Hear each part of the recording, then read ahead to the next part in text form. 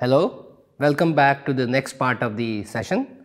In the last session, we discussed how modern microcontrollers offer multiple functions on any given pin, and this allows us to fit more functions within the limited number of pins available on a microcontroller, and it becomes the responsibility of the programmer, that is the system designer, to ensure that writing an appropriate program to select whatever functions they need for a given application are appropriately selected. Now, it may also happen that you need two functions, and unfortunately on a given microcontroller both those functions are mapped to the same pin, right. I can take an example. Let us look at this diagram here, and imagine that you do want to use pin number 23 because it offers you ADC channel 0. It also offers you interrupt on this pin called PC int 18, PC int 8, and you want both these functions at the same time. Now, the way they are mapped on a single pin, it will not be possible, and therefore you may either have to compromise by finding some other pin which has similar functionality, or if you were to use more recent, more advanced microcontrollers, you would find that in such microcontrollers a given function may be available not only on one pin, it may be available on multiple pins, and so you can judiciously use a function on a different pin so that you can continue to use the other function on that pin that you wanted to use. And so this is this point, and I will illustrate it by looking at the data sheet of such a microcontroller. This is the data sheet that I have for you to illustrate this point of how how functions could be available on multiple pins. Here, if you look at this pin, this function, this is I2C module, and this is the clock for the I2C module. It is available on two pins, pin number 34 and pin number 74 also. Now, if this pin happens to, if on pin 34 happens to have another function, you can forego that function and instead use pin number 34 to provide I2C clock, which in the earlier case where a given pin would have 2 or 3 functions, and if those functions were not available on other pins, you would be stuck. And so this is an important point which you may consider while selecting an appropriate microcontroller. Then you need a microcontroller to store your program. So what is the kind of memory is available? So it turns out that program memory of in the range of 1 kilobyte to a few megabytes are available on contemporary microcontrollers. Obviously, you will choose a microcontroller with less amount of memory when your application is small. It would also reduce the cost of your application, cost of the microcontroller, and in case you need more memory, you would choose an appropriately large amount of memory on a microcontroller that you want to consider. There is another feature that these have, and this is called, what is the meaning of lock? Now, let me illustrate this point, especially in the context of the three methods of implementing a given application, 3 methods of implementing the embedded computer. And you would recall that the first method was the general purpose approach.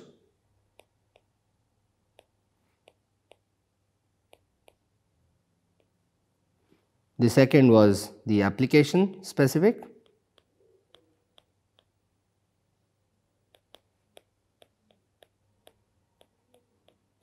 Processor.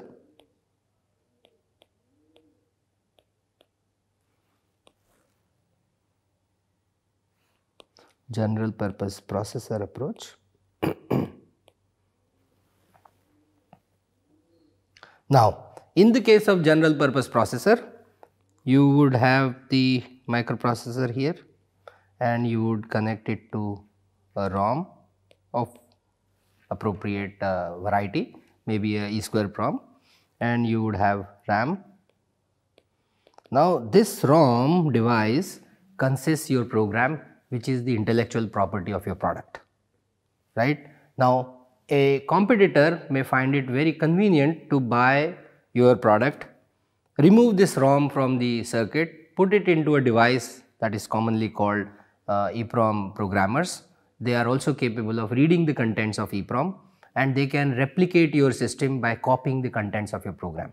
So if your product is implemented using the general purpose processor approach, it has the potential of being duplicated very easily. And therefore, a better method is to use this microcontrollers with integrated program memories, especially which have a lock function. You can invoke this lock once your program development is complete. You can secure the contents of these memories by selecting the lock feature, and thereafter nobody would be able to read the contents of this memory by connecting it to the programming pins. And this is a very important feature to consider, especially when you are making a product. Then these microcontrollers have SRAM, which is used as data memory, and the value of these, the amount of SRAM available on these microcontrollers ranges from anywhere from 0 kilobytes, that means no memory at all, to tens of kilobytes. Now there is a important question that comes to our mind, that if the amount of memory available on a microcontroller, data memory, that is SRAM on a microcontroller is 0, that is no memory, how are we going to store our variables? One, because the data memory is used for several purposes. One, for storing variables. Two, for passing parameters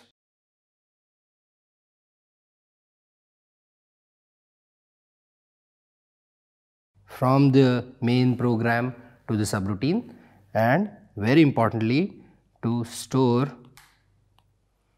return address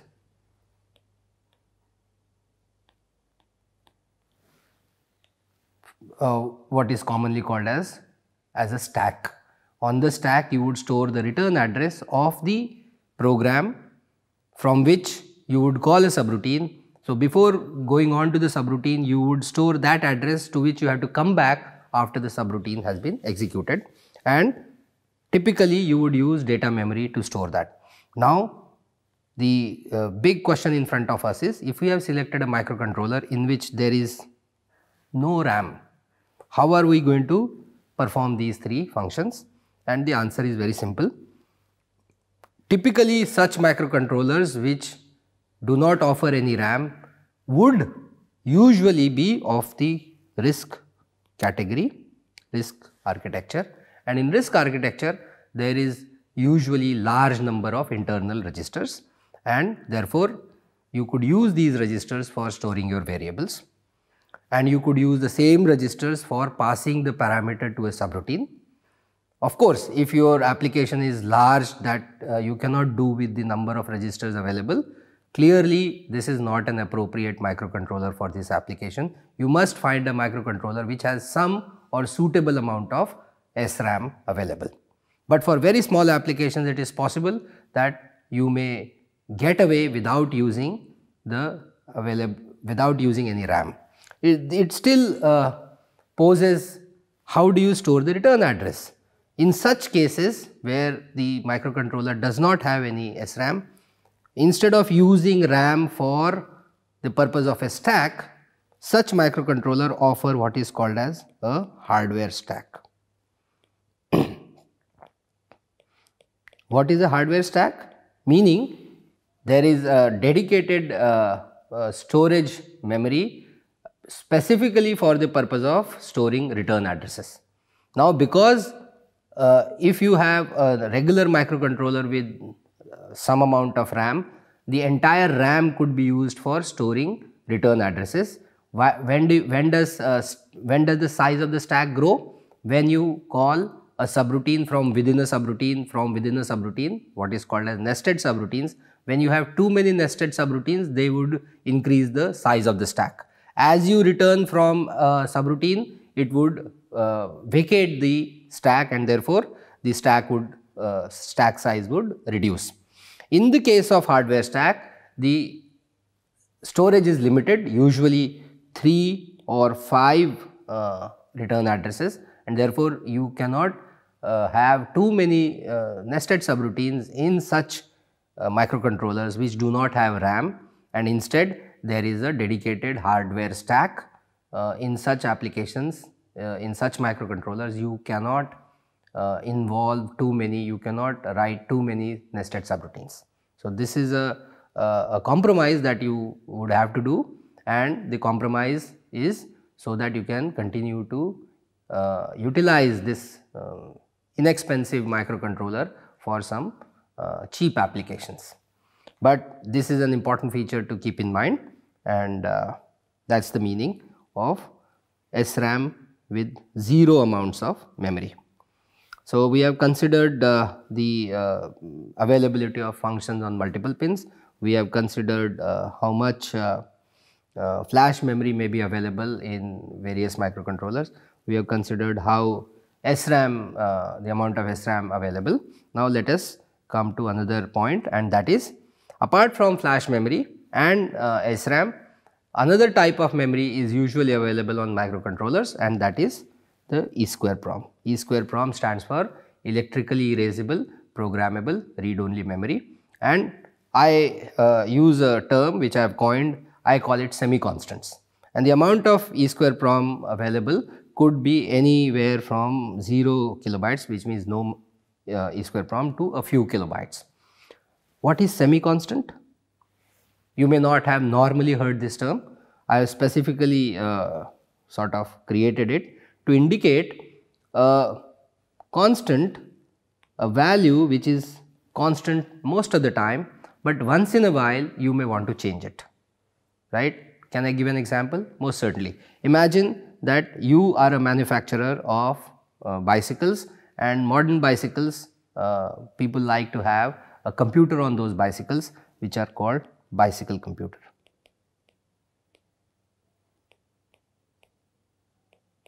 What does a bicycle computer do? Usually it will tell you the distance traveled, the acceleration, the amount of time you took for a given journey, right? Now, how would it measure all these parameters? On the wheel of the bicycle, these are the axle, and these are the spokes, and then from this you have probably the fork which is holding the wheel at the center. On the fork, on the spokes of the bicycle, you attach a small magnet, and on the fork you attach a Hall effect sensor.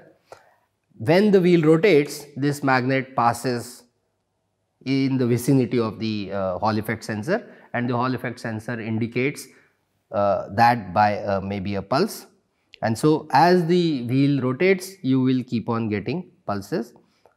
The time between two pulses is the time that the bicycle took for one complete rotation of the wheel, and therefore if I know this time, I also know that during this time I have travelled, the bicycle has travelled 2 pi r, where r is the radius of the bicycle. I have travelled this much distance, and so if I know the time and I know the distance, d is equal to 2 pi r, if I divide it by time I get speed, and so on, and from that I can calculate acceleration and so on. Now, if typically a manufacturer of bicycles does not manufacture one size of bicycles, they manufacture several sizes, and these sizes are classified in terms of the wheel radius.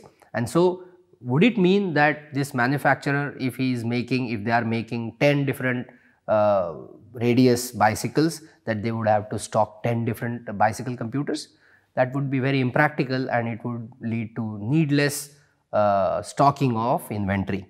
What we should have is a mechanism so that the end user, or maybe the dealer, just before making the sale of the bicycle, adjust the radius in the bicycle computer to reflect the radius of the bicycle, and thereafter when the user uses that computer on that particular bicycle, it computes the distance and velocities appropriately. Now the problem is, where should the value of the radius be stored?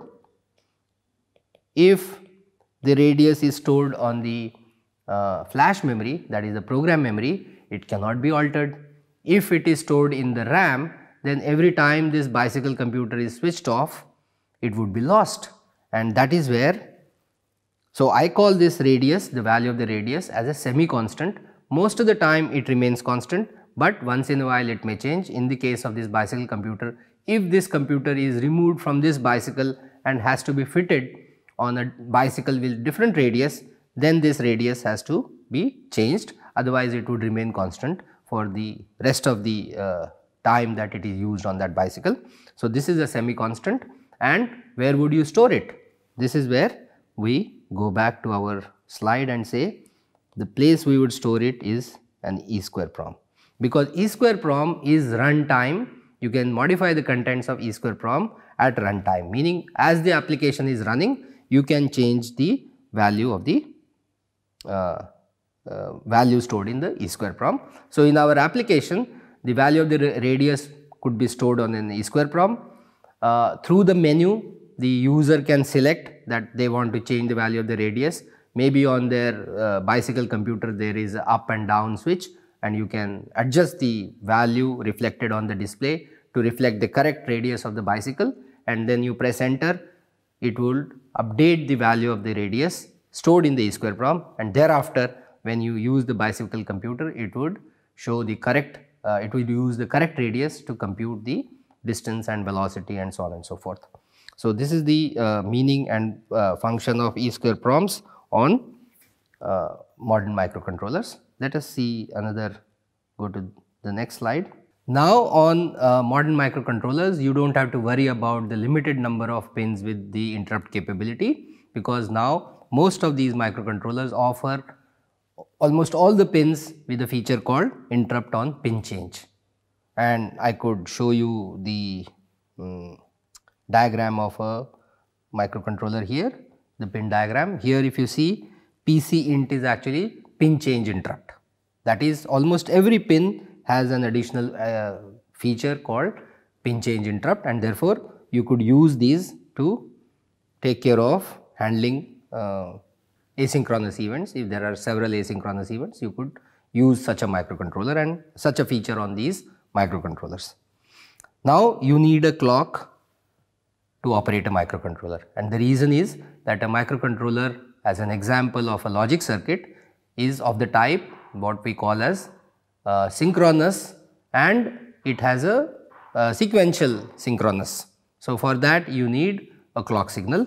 So you have to derive that clock signal in some way. One of the methods is that you would use an internal source of clock, internal oscillator, and you connect an external component to determine the frequency of that clock. That would increase the cost, because that external component would take up 2 pins, maybe 3 pins, maybe 1 pin, and it would be an additional cost. If you want to keep the cost down, you would like the microcontroller to be able to generate a clock signal internally, and such a feature is called internal and external clock sources. And usually a very convenient way of generating internal clock signal is by way of an RC oscillator. You can create a RC oscillator. I can show you a simple example of a RC circuit to generate clock.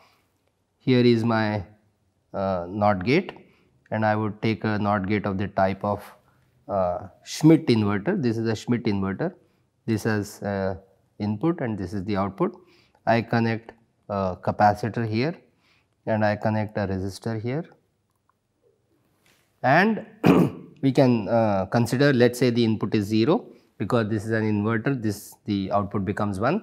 It charges the capacitor through this resistor using the time constant R and this capacitor C. As the capacitor gets charged and the voltage on it increases, goes beyond the VIH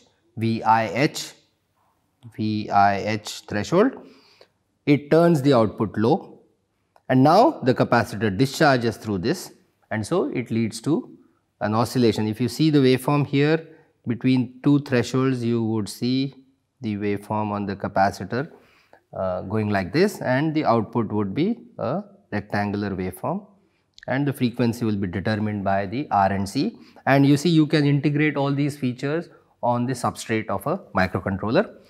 The only problem is that the value of R and C are affected by temperature and voltage variations, and so the clock frequency may not be very accurate. And so in such applications where not a very accurate clock is good enough, you could use the feature of an internal RC oscillator, because it would keep the cost down. In case you want higher precision, then you could use the same internal oscillator, but with external frequency determining components such as a quartz crystal to give you higher accuracy clocks. Now, another interesting feature that these microcontrollers offer is what is called as clock scalability. And in fact, MSP430 offers this feature. What is the meaning of clock scalability? Meaning that you can change the system clock, the internal clock or external clock signal that we were just talking about. You could change the frequency of that clock at runtime.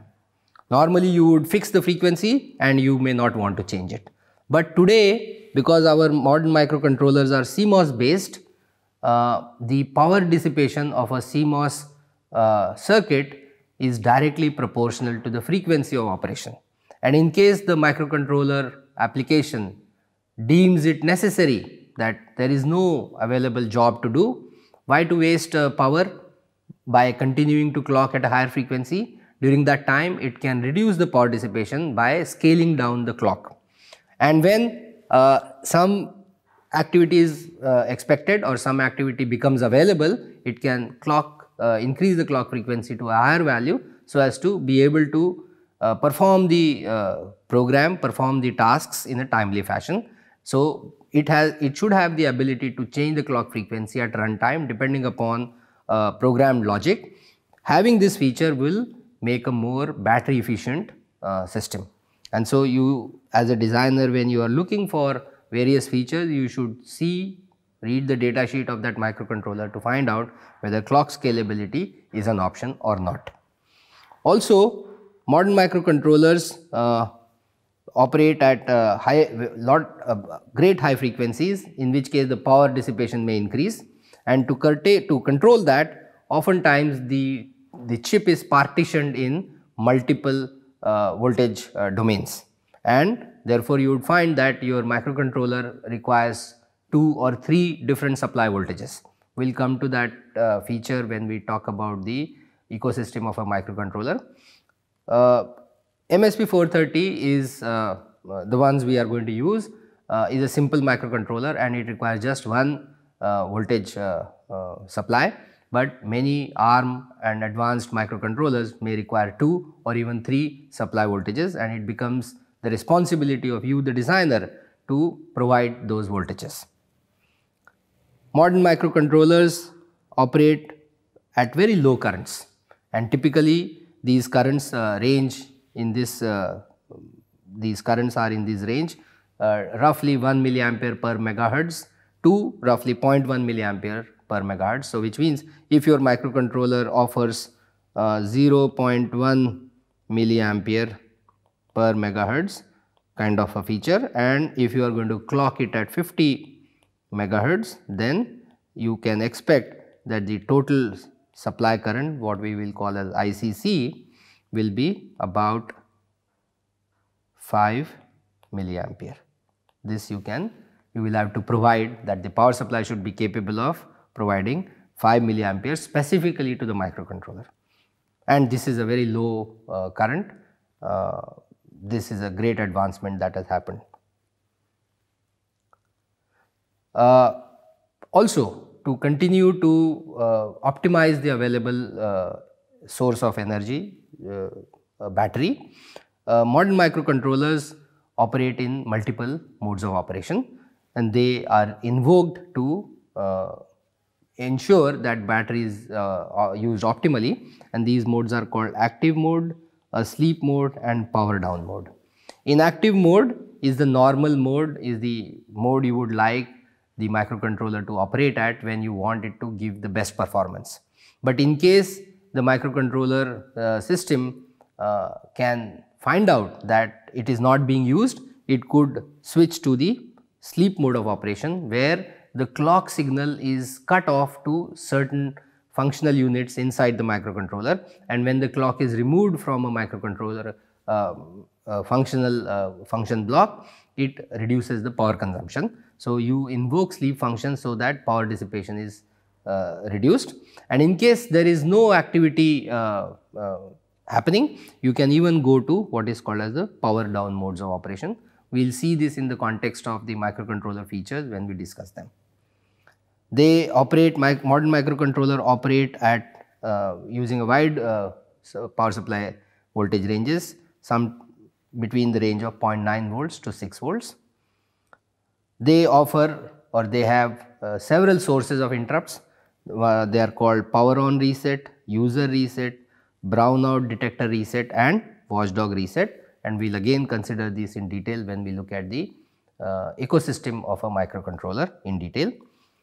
Watchdog timer is, if it is available, would be available with an independent clock, and the reason is when you consider it with this feature that your microcontroller can operate in various modes of operation. In case the microcontroller goes in power down mode, it would cut off the clock for the watchdog timer, making it ineffective, and therefore you do not want that to happen. So, usually watchdog timers come with an independent clock that will not be shut down in case you choose the power down mode. Also, the brownout detector reset has a programmable threshold. Brownout detector means whenever there is a low going voltage spike on the power supply, this low going voltage spike may potentially corrupt important registers inside the microcontroller, and one way to ensure that the corrupted values do not doom the system, it does not block the system. One way to counter that is to reset the system completely, and you can set the threshold of voltage at which this feature, this reset will kick in. That is the meaning of programmable threshold on BOD reset sources. Then our modern microcontrollers are great examples of what we call as mixed signal circuits. Mixed signal means it is not purely digital, it is not purely analog, but it is primarily a digital circuit with analog capabilities, and therefore it is classified as a mixed signal circuit. And for the mixed signal capability, one important feature is that it should have an integrated analog to digital converter. Analog to digital converters are of various types, and what we have is successive approximation type of ADC, a dual slope type of ADC, a delta sigma type of ADC, and the resolution of these ADCs range between 8 to 16 bits, and therefore when you are selecting a microcontroller specifically from the point of view of analog performance, you should read the details in the data sheet to find out what kind of ADC it offers, what is the resolution of this ADC, and also the speed of this ADC, because speed is heavily dependent on the architecture of the ADC, meaning is it successive approximation or a dual slope or a delta sigma. Dual slope ADCs are not that fast. If you want high speed of conversion, higher rate of conversion, then you may have to choose SAR, successive approximation type of ADC, or delta sigma type of ADC, and this information is available in the data sheet. We will consider this in detail when we are looking at the way a microcontroller samples external signals. In that context, we will look at this feature again. Therefore, resolution and speed of ADC is an important consideration, important feature to for you to verify before you select an appropriate microcontroller for your application. As part of the mixed signal capability, a microcontroller may offer hardware DAC, meaning it has an integrated digital to analog converter. You simply load a number into it and the DAC will convert it into a corresponding proportional analog voltage. Or if it does not have a dedicated DAC, it would offer you that feature through what is called as pulse width modulation. We will go in detail of how to get DC voltages or analog voltages out of a pulse width modulated digital signal. As part of the mixed signal requirement, you would see that such microcontrollers have multiple power supply pins dedicated to supply power to the digital part of the circuit and some pins dedicated to supply the voltage to the analog part of the pins. This is so that the digital power supply pins, often the voltage there gets corrupted because of the switching action inside a logic circuit, and this may leak into the analog circuit. So, best way is to have independent power supply pins. So, you have to be careful when you have multiple independent power supply pins to ensure that those power supplies are fed correctly and that the noise on logic, the supply voltage for logic circuit does not leak into the power supply pins of analog circuits on those microcontrollers. Here we can see, go back and look at the pins of this AVR microcontroller, and you notice that it has a VCC and a VCC. This VCC means it is for the logic part of the circuit inside the microcontroller, and AVCC means it is for the analog VCC, specifically the ADC and the voltage reference source. And it also has two grounds, although it does not explicitly mention. This ground is paired with this VCC here, digital VCC, and this ground is paired with the analog VCC. It turns out that on our MSP 430 there is no separate power supply pins for analog and digital part of the circuits, even though MSP 430 is also a mixed signal type of circuit. It has ADCs, but they have not deemed it necessary to separate the power supply pins. So, this is an important point to keep in mind when you are designing a circuit, a system using a microcontroller, whether it has individual pins or independent pins. I mean, does it have a common pin or does it have independent pins for power supply, for VCC for the analog part of the circuit and the digital part of the circuit. Then for measuring time and other events, modern microcontrollers would offer you a timer as well as a counter, and the resolution of these timers and counters range between 8 and 16 bits, which means it can count 2 raised to power 8, which is about 256 events, or it can count 2 raised to power 16 events, which is about 65,000 or so. And if you can have a clock signal for such 8 or 16 bit counters, it would be able to measure that much time. That is, let me explain.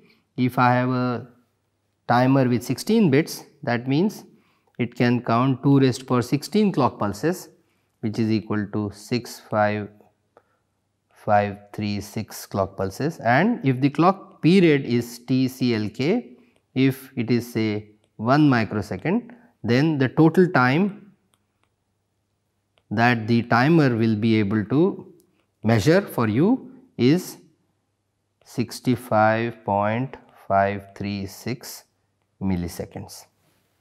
If you want to measure more time, one way would be to increase this period, which means reduce the frequency, and if you divide it by 10, you would get 10 microsecond, and then you can measure up to 655 milliseconds and so on. So, you can trade off the resolution with the dynamic range, that is the maximum time that you can measure, and that choice would be available to you. What do you want to have? It also offers high frequency pulse width modulation signals with various options. One of them is called dead zone. Dead zone allows you some rest time between two signals, so that some specialized devices require it. You should read the data sheet of your microcontroller to find out what are these options available to you. Modern microcontrollers may need to communicate with the outside world through in your application, and so they offer general purpose communication protocols such as UART, SPI, serial parallel interface, serial peripheral interface, I2C, which is inter-IC communication, and something called a one-wire protocol.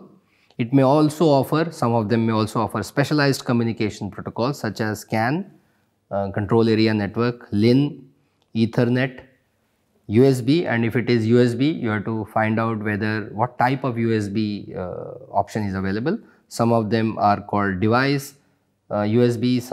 There are other varieties called OTG, like you have on your phone, mobile phone, smartphone, and on your desktop computer, the USB type is what is called as host USB. So you must find out what is your application. When you want USB functionality, you want to know what do you want to connect through this USB, so that you can select appropriate type of USB function. Then it may offer you Wi-Fi, built-in Wi-Fi. It may offer you regular Bluetooth or low energy Bluetooth and other RF communication protocols. Some microcontrollers may even offer specialized functions such as a floating point unit. A floating point ALU will perform floating point operations quite quickly. They may also offer encryption units to encrypt the data before you save them, and these are called hardware accelerators. There may be hardware accelerators for other activities. Most modern microcontrollers will offer in-system programming, and some of them may also offer in-application programming. Our MSP430 that we are going to use offers both these modes, and in fact our kit operates through the in-application programming mode. We will be able to upload program while the system is still on, and so this is one of the modes of programming the microcontrollers. Modern microcontrollers also offer on-chip debug capability, which means while you have built your system, if your system is not working properly, you can invoke the on-chip debug function to find out what is wrong by inspecting the internal registers and memory locations. Modern microcontrollers may offer JTAG, which is a Joint Test Action Group protocol, which allows you to invoke the on-chip debug function. And many high-end microcontrollers may be using the DMA capability to speed up the communication between memory, speed up the rate of transfer of data between memory and ports. For developing applications, you need tools, and these are the application development tools. You need a development platform. Usually these days PC, whether a desktop or a laptop, is used for application development. It must be able to run an assembler and a compiler. You should have simulator and debugger. You should also have a evaluation board so that you can test your small programs, and you should have a mechanism to download code from this platform into the memory of your target microcontroller. And oftentimes you may be required to emulate or debug your code, so you should have a on-chip debugger facility to access the on-chip debugger through the JTAG interface. Apart from the application development tools, you may also be required some system development tools, and for that, once you have finalized your requirements, you may want to create a circuit board. So you need some circuit prototyping facility.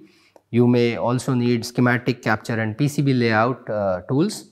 I mentioned that in the first lecture that it would be nice if you could download and use EagleCAD, which is a PCB layout software. You should have circuit soldering facility, maybe a solder iron for small jobs, and increasingly as the sizes of components are reducing, you may want a pick and place machine as well as a soldering oven for automatic soldering of these components. You may need a microscope or a magnifier to magnify and inspect your fabricated circuit board to ensure that there are no shorts or no tracks are open. For electrical observations, you may need an oscilloscope, a logic analyzer, which is nothing but like an oscilloscope, except you are able to look at multiple channels as a function of time. So an oscilloscope does this. An oscilloscope allows you to look at time versus voltage plot of any waveform. This is your oscilloscope. On the other hand, a logic analyzer allows you inspection as a function of time, but of logic levels. So you can look at a signal and it will show you on this waveform, like this is the way it. And unlike oscilloscope, which usually is 1, 2 or 4 channels, logic analyzer, this is oscilloscope and this is logic analyzer, will give you 8 or 16 or 32 or 64 simultaneous signal observation capability. So a logic analyzer is a very useful device to have. But increasingly, because my microcontroller system is a mixed signal system, I need a new instrument called mixed signal oscilloscope. A mixed signal oscilloscope is an oscilloscope which is a combination of normal oscilloscope and normal logic analyzer function integrated in a single instrument. It is called mixed signal oscilloscope. Apart from that, you would need a digital multimeter. LCR bridge is a good tool to have, good instrument to have in your lab, and a variable bench power supply so that you can use that to power your system while testing. These are the system development tools. Now we come to the end of this lecture. In the next lecture, we will discuss various elements of microcontroller ecosystem, how to make sense of these elements and how to use them in our application with the ultimate goal of creating a successful embedded system design. Thank you very much. I will see you soon.